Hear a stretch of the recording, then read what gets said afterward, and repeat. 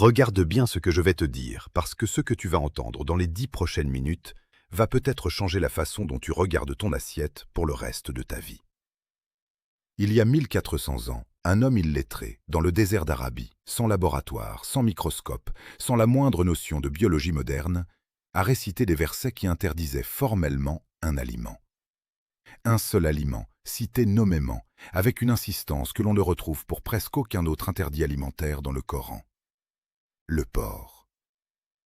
Et pendant 1400 ans, des générations entières de savants, de médecins, de philosophes m'ont cherché à comprendre pourquoi. Pourquoi cet animal précisément? Pourquoi cette insistance? Pourquoi Allah a-t-il répété cet interdit non pas une fois, mais 4 fois dans le livre, dans 4 sourates différentes, à des moments différents de la révélation? Aujourd'hui, en 2026, avec des laboratoires équipés des technologies les plus avancées de l'histoire humaine, avec des chercheurs qui ont consacré leur carrière entière à étudier cet animal, la réponse commence enfin à apparaître. Et ce que la science découvre aujourd'hui, mot après mot, étude après étude, ressemble étrangement à ce qu'un homme du 7e siècle a annoncé sans aucun moyen de le vérifier. Reste avec moi jusqu'à la fin de cette vidéo, parce que je vais te montrer des éléments qui vont te glacer le sang, des faits que la plupart des musulmans eux-mêmes ignorent, et une vérité qui va renforcer ta foi d'une manière que tu n'imagines même pas encore. Je te promets une chose, dans quelques minutes, tu vas entendre le nom d'un parasite capable de s'installer directement dans le muscle de ton cœur. Tu vas découvrir pourquoi une organisation médicale mondiale, totalement indépendante de toute religion, a classé certains produits issus de cet animal dans la même catégorie de danger que le tabac. Et tu vas comprendre pourquoi, depuis des milliers d'années, à travers plusieurs révélations, plusieurs prophètes, plusieurs peuples séparés par des siècles et des continents entiers, un seul et même message revient sans cesse. Éloigne-toi de cet animal. Alors ne va nulle part, ne clique pas sur une autre vidéo, parce que ce que tu vas apprendre aujourd'hui n'est pas juste une information de plus parmi tant d'autres. C'est un rappel qui peut littéralement transformer ta relation avec ta foi, avec ton corps et avec la confiance que tu places dans la parole d'Allah. Assalamu alaikum wa rahmatullahi wa barakatuh. Bienvenue sur la chaîne. Aujourd'hui, on va parler d'un sujet que beaucoup évitent, un sujet qui dérange, un sujet qui touche directement à nos habitudes, à notre culture, à ce qu'on nous a toujours dit d'accepter sans poser de questions. Mais nous, en tant que musulmans, on ne fonctionne pas comme ça. Notre religion nous encourage à réfléchir, à observer, à chercher la sagesse derrière chaque commandement. Alors aujourd'hui, on va chercher ensemble.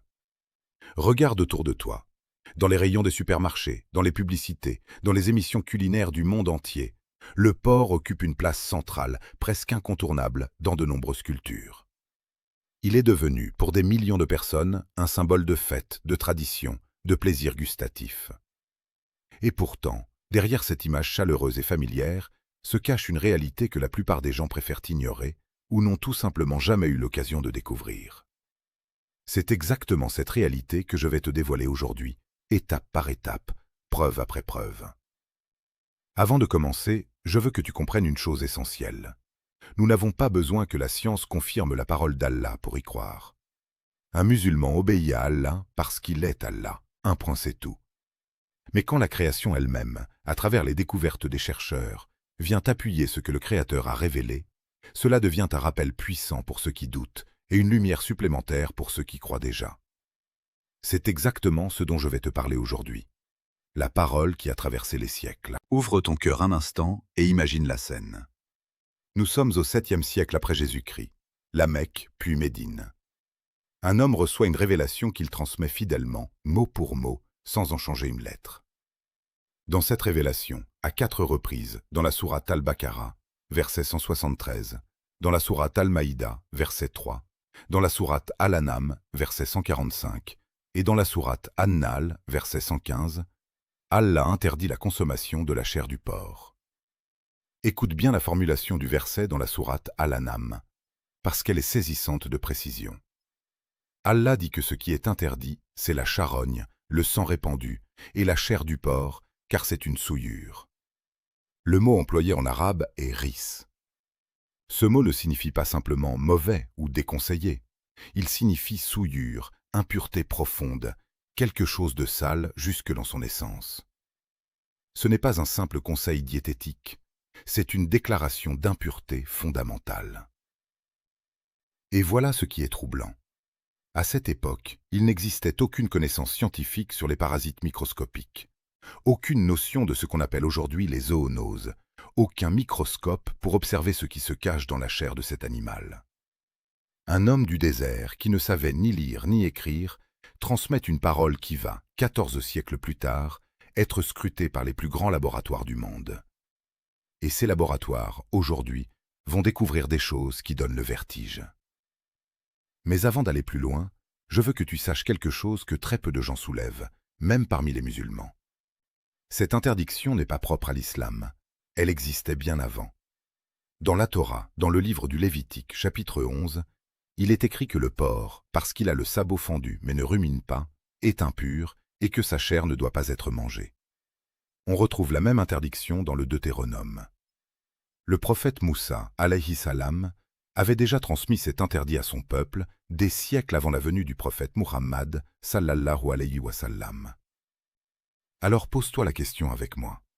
Pourquoi un interdit aussi ancien, présent dans plusieurs révélations successives, transmis par plusieurs prophètes à travers les âges, aurait-il été effacé par la suite sans justification théologique solide, uniquement par confort ou par habitude culturelle? Est-ce que la parole d'un prophète a une date de péremption? Est-ce que la vérité change parce que les habitudes des hommes changent?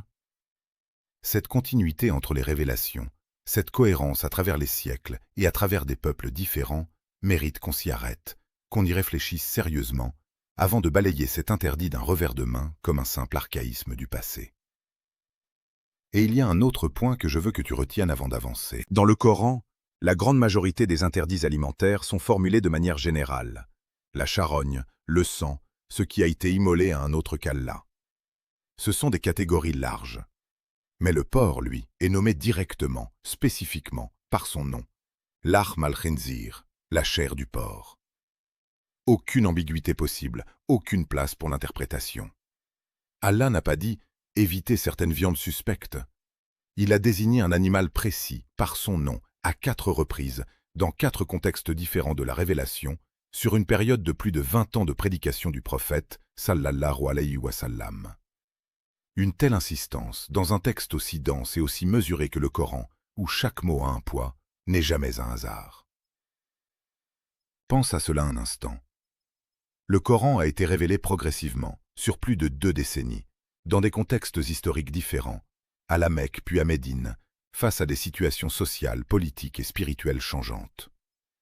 Et pourtant, malgré ce contexte mouvant, cet interdit précis revient, intact, identique dans son message à travers les années. Ce n'est pas la répétition d'un homme qui cherche à convaincre par la force de la répétition. C'est la cohérence d'une parole divine qui ne varie pas, qui ne se contredit jamais, alors que l'homme qui la transmettait, lui, vivait, vieillissait, traversait des guerres, des migrations, des pertes personnelles immenses.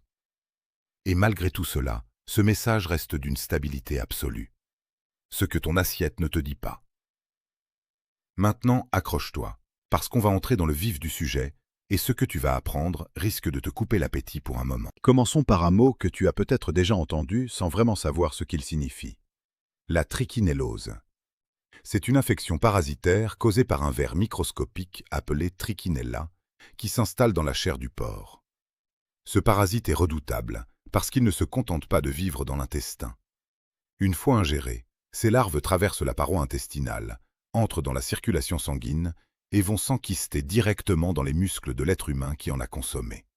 Dans le cœur, dans le diaphragme, dans les muscles des yeux. Partout où il y a du muscle, ce parasite peut s'installer et y rester. Les symptômes? Douleurs musculaires atroces, fièvre violente, gonflement du visage, en particulier autour des yeux, et dans les cas les plus graves, des complications cardiaques et neurologiques qui peuvent être fatales. Pendant des siècles, avant que la médecine moderne ne comprenne ce mécanisme, des populations entières ont souffert de maladies mystérieuses sans jamais faire le lien avec cette viande qu'elles consommaient tranquillement, pensant qu'elle était comme n'importe quelle autre. Et voici ce qui devrait te faire froid dans le dos. Le porc est l'animal domestique qui héberge le plus grand nombre de parasites et d'agents pathogènes transmissibles à l'homme parmi tous les animaux que l'humanité consomme régulièrement. Ce n'est pas une opinion religieuse, c'est un constat que tu peux retrouver dans la littérature de parasitologie et de médecine vétérinaire.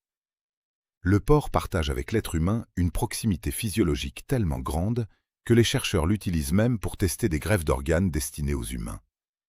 Cette proximité, qui semble être une prouesse médicale intéressante d'un côté, devient un cauchemar sanitaire de l'autre, parce qu'elle facilite justement le passage de maladies de cet animal vers nous. On parle aussi du ténia, le fameux ver solitaire, dont une variété spécifique, le Ténia solium, se transmet précisément par la viande de porc mal cuite. Ce ver peut atteindre plusieurs mètres de long dans l'intestin humain. Mais le plus terrifiant n'est même pas le ver adulte. C'est ce qu'on appelle la cysticercose, une complication où les larves migrent hors de l'intestin et peuvent s'installer dans le cerveau humain, provoquant des crises d'épilepsie, des troubles neurologiques graves, parfois la mort. Des chercheurs en santé publique considèrent aujourd'hui la neurocysticercose comme l'une des causes évitables d'épilepsie les plus répandues dans certaines régions du monde où la consommation de porc est courante et où l'hygiène d'élevage laisse à désirer. Est-ce que tu réalises ce que je suis en train de te dire? Un ver qui peut littéralement s'installer dans ton cerveau. Et cet animal, dont la consommation porte en elle ce risque documenté, scientifiquement établi, cliniquement observé dans des milliers de cas à travers le monde, est justement celui qu'Allah a nommé explicitement comme souillure il y a 1400 ans. Coïncidence? Réfléchis sérieusement à cette question, parce que la suite va encore plus loin. Il y a aussi un autre agent pathogène dont on parle beaucoup moins, mais qui mérite qu'on s'y attarde, l'hépatite E. Des études en virologie ont mis en évidence que certaines souches du virus de l'hépatite E circulent chez le porc et peuvent se transmettre à l'être humain par une viande insuffisamment cuite, provoquant une inflammation du foie qui, chez certaines personnes fragiles, notamment les femmes enceintes ou les personnes immunodéprimées, peut devenir extrêmement grave, voire mortelle. Encore une fois, ce n'est pas une rumeur, ce n'est pas une légende transmise de bouche à oreille dans les mosquées. C'est une réalité documentée dans les revues de santé publique et de virologie à travers le monde. Et je veux que tu comprennes bien une chose. Ce n'est pas parce que la cuisson moderne et les contrôles sanitaires actuels ont réduit certains de ces risques dans les pays développés que le problème a disparu à l'échelle mondiale. Dans de nombreuses régions du globe, où les conditions d'élevage et d'abattage sont moins strictement contrôlées, ces infections continuent de toucher des populations entières chaque année. Le porc reste, encore aujourd'hui, en 2026, l'une des principales sources de zoonoses alimentaires recensées par les autorités sanitaires internationales. Ce n'est pas un problème du passé, c'est un problème documenté, actuel, chiffré, publié. Certains chercheurs en médecine vétérinaire soulignent également que le porc, en raison de sa proximité génétique avec l'être humain, constitue un terrain particulièrement favorable à ce que l'on appelle la recombinaison virale. Un phénomène par lequel différentes souches de virus peuvent se mélanger à l'intérieur de son organisme et donner naissance à de nouvelles souches capables d'infecter l'homme. C'est d'ailleurs un mécanisme qui a été évoqué à plusieurs reprises lors de l'émergence de certaines grippes porcines ayant touché des populations humaines par le passé, provoquant une inquiétude sanitaire mondiale et des mesures de confinement dans plusieurs pays. Cette caractéristique biologique particulière fait du porc un animal sous surveillance constante de la part des autorités de santé publique à travers le monde, précisément parce que son organisme peut, dans certaines conditions, devenir un pont entre des maladies animales et des maladies humaines.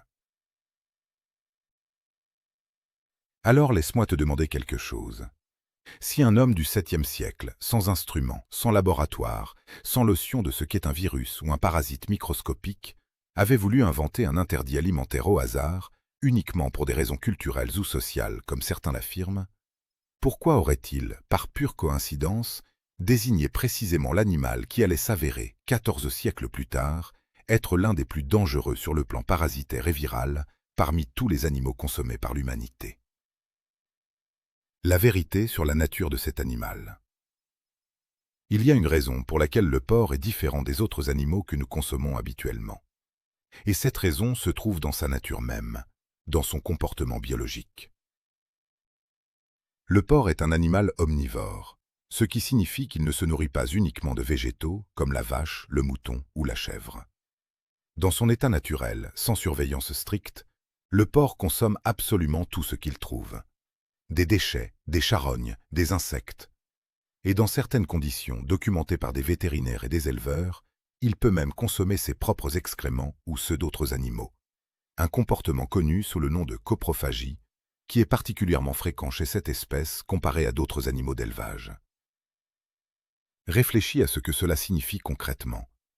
Un animal qui absorbe dans son corps tout ce qu'il trouve, y compris des matières que nous considérons, toi et moi, comme profondément répugnantes, devient littéralement une accumulation de tout ce qu'il a ingéré. Sa chair porte en elle, d'une certaine manière, l'empreinte de tout ce régime alimentaire indiscriminé. C'est un principe que même la nutrition moderne reconnaît. Tu es, en partie, ce que tu manges.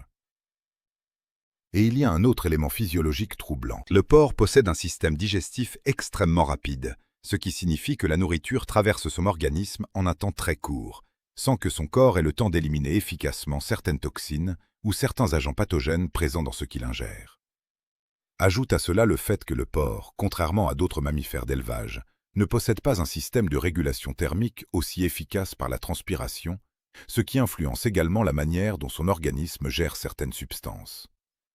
Ce sont des éléments que les biologistes et les vétérinaires étudient depuis longtemps et qui dessinent le portrait d'un animal fondamentalement différent, physiologiquement, de ceux dont la consommation est permise dans l'islam.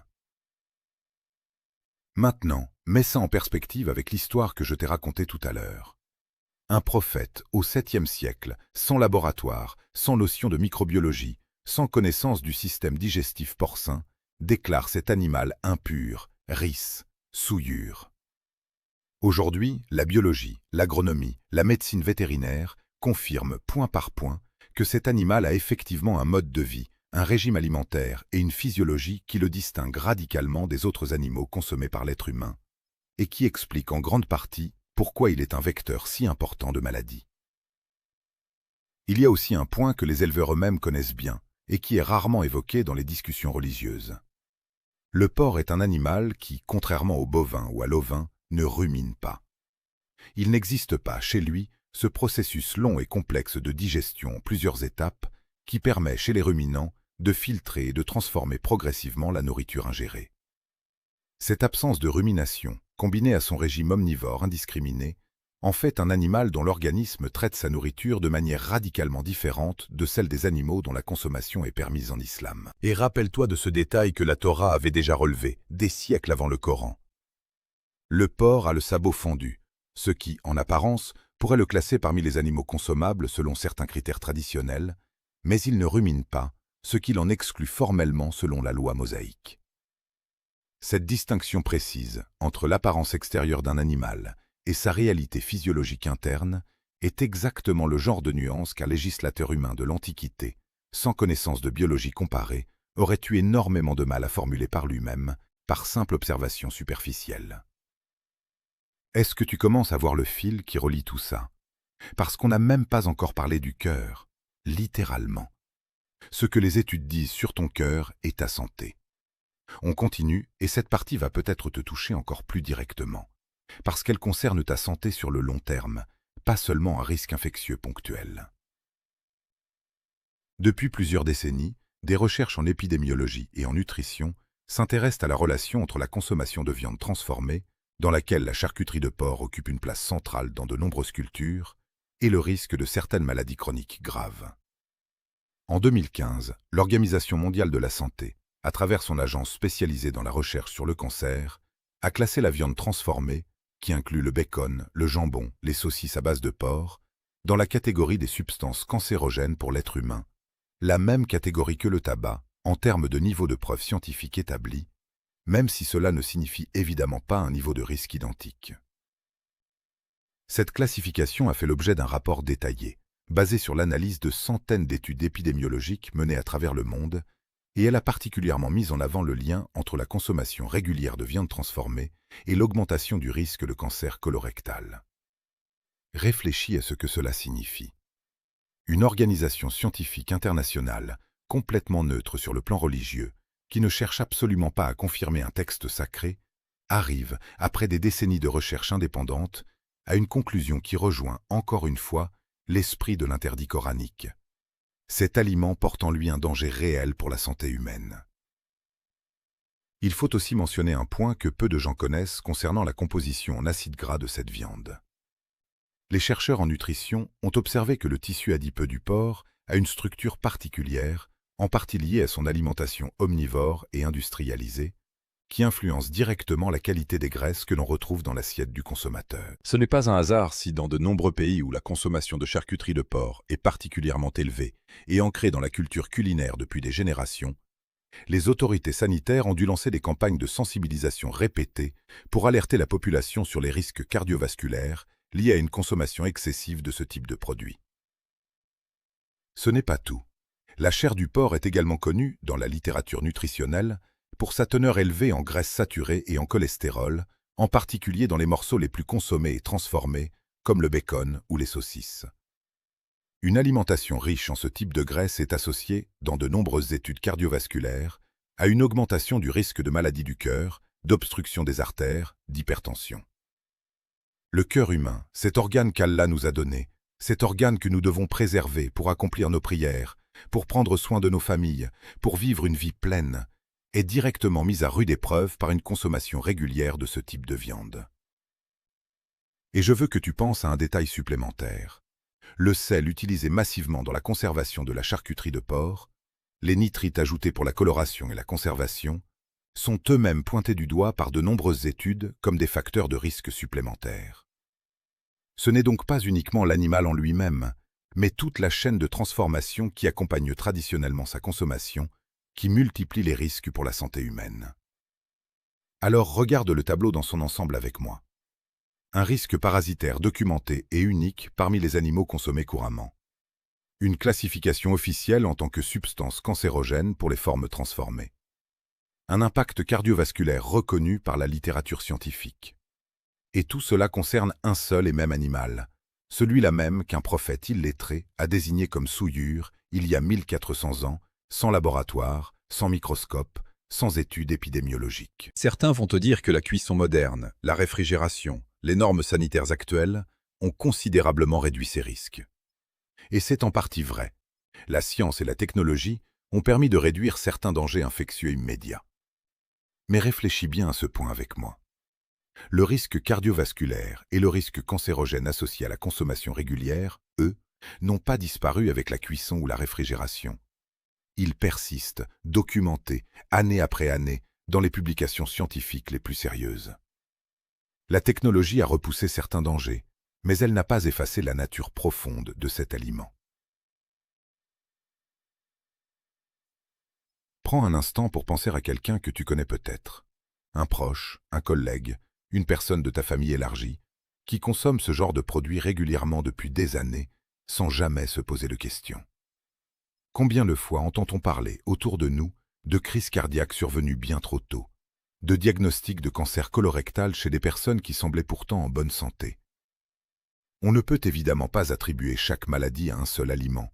La vie est complexe et multifactorielle, et il serait malhonnête de prétendre le contraire. Mais quand une organisation aussi rigoureuse, aussi prudente dans ses formulations que l'Agence de recherche sur le cancer de l'Organisation mondiale de la santé, prend la responsabilité de publier une classification aussi ferme, après avoir analysé des centaines d'études indépendantes, cela mérite qu'on lui prête une attention sérieuse, et non qu'on la balaie d'un revers de main par simple habitude ou par attachement culturel à certains plats. La sagesse derrière l'interdiction, au-delà de la science. Et maintenant, je veux qu'on aille plus loin que la science, parce que c'est là que se trouve le cœur du sujet, la vraie leçon que nous devons tirer de tout cela. Nous, en tant que musulmans, nous n'avons pas attendu que l'Organisation mondiale de la santé publie un rapport pour nous détourner du porc. Nous n'avons pas attendu la découverte du Trichinella spiralis sous un microscope pour obéir à Allah. Nos ancêtres, nos parents, des générations entières de croyants ont évité cet aliment simplement parce qu'Allah l'a interdit, sans exiger de preuves scientifiques, sans négocier, sans demander pourquoi avant d'obéir.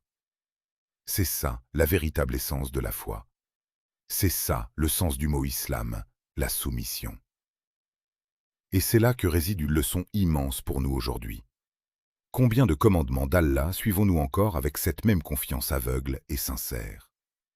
Combien de fois avons-nous besoin qu'un scientifique, qu'un médecin, qu'une étude publiée dans une revue occidentale vienne nous rassurer avant d'accepter ce qu'Allah nous a déjà dit clairement dans son livre. Est-ce que notre foi dépend de la validation des laboratoires, ou est-ce que notre foi précède et dépasse toute validation humaine? Le prophète Muhammad sallallahu alayhi wa sallam nous a enseigné dans un hadith authentique rapporté par l'imam Muslim que ce qui est permis est clair et que ce qui est interdit est clair, et qu'entre les deux se trouvent des zones ambiguës que beaucoup de gens ne connaissent pas.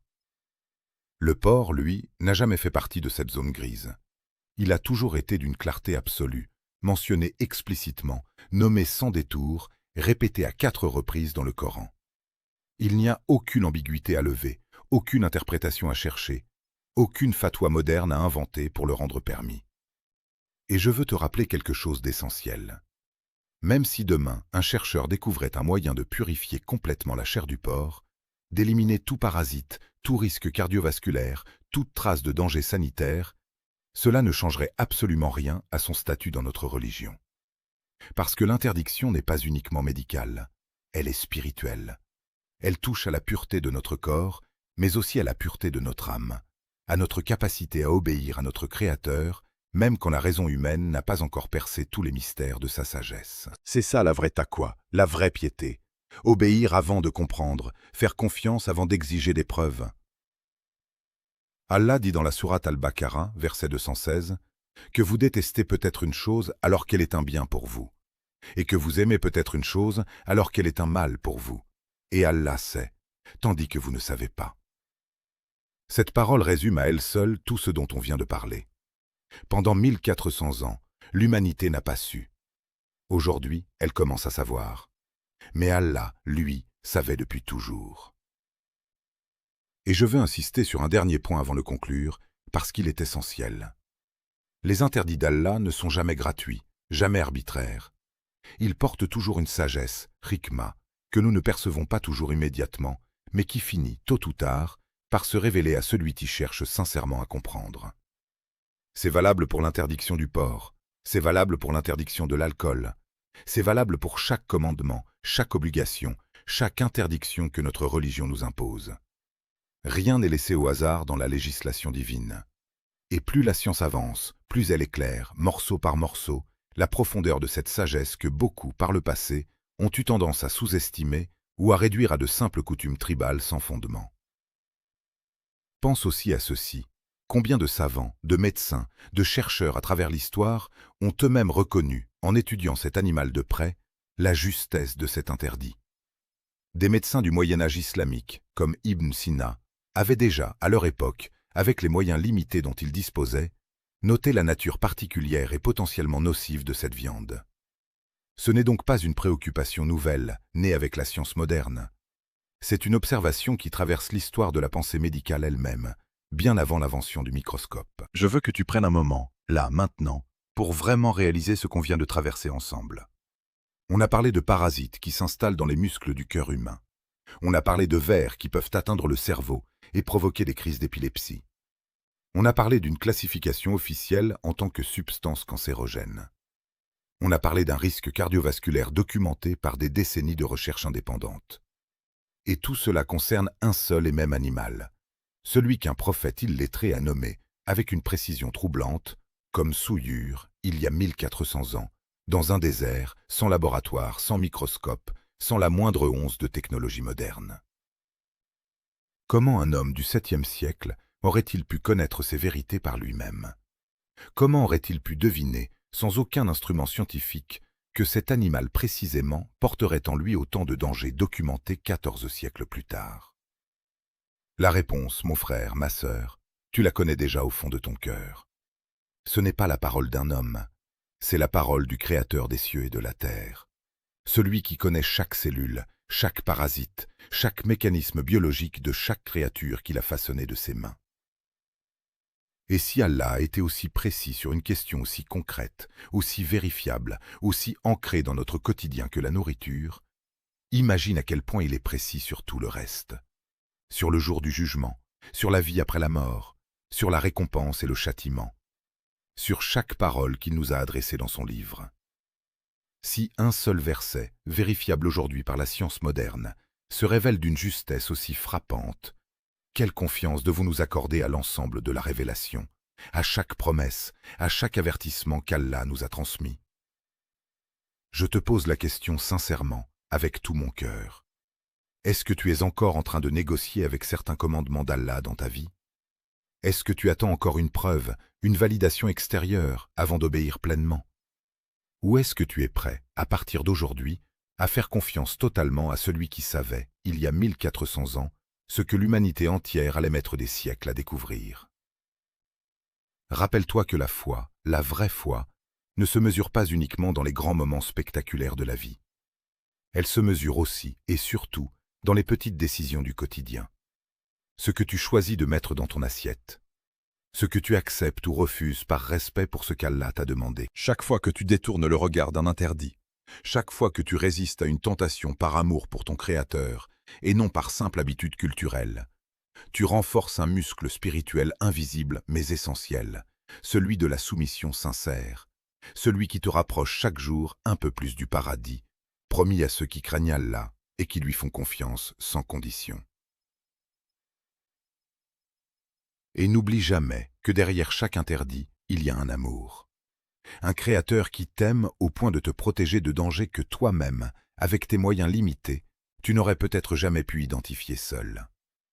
Ce n'est pas une religion de contraintes absurdes, c'est une religion de protection, de sagesse et d'amour véritable. Un amour qui dépasse ta propre compréhension du moment présent, mais qui se révèle, encore et encore, à travers les siècles, à ceux qui prennent le temps de chercher et de réfléchir sincèrement. Qu'Allah nous guide vers ce qu'il aime et agrée, qu'il purifie nos corps et nos cœurs, qu'il nous donne la force d'obéir sans hésitation, de croire sans exiger constamment des preuves, et de faire confiance à sa sagesse infinie dans chaque aspect de notre vie, même quand nous ne comprenons pas tout immédiatement. Qu'il nous préserve de tout ce qui est impur, dans notre alimentation comme dans notre cœur. Si cette vidéo t'a touché, si elle a renforcé ta foi, si elle t'a appris quelque chose que tu ignorais, je te demande une seule chose avant de partir. Abonne-toi à la chaîne, active la cloche de notification et partage cette vidéo autour de toi. Partage-la avec un frère, une sœur, un ami, un membre de ta famille qui a besoin d'entendre ce rappel aujourd'hui. Chaque partage, chaque abonnement, c'est une manière de faire vivre ce rappel, de le faire circuler, et par la grâce d'Allah, chaque personne qui en bénéficiera t'apportera, à toi aussi, une récompense continue, Inch'Allah. Qu'Allah vous bénisse, qu'il bénisse vos familles, et on se retrouve très bientôt, Inch'Allah, pour un nouveau rappel. Assalamu alaikum wa rahmatullahi wa barakatuh.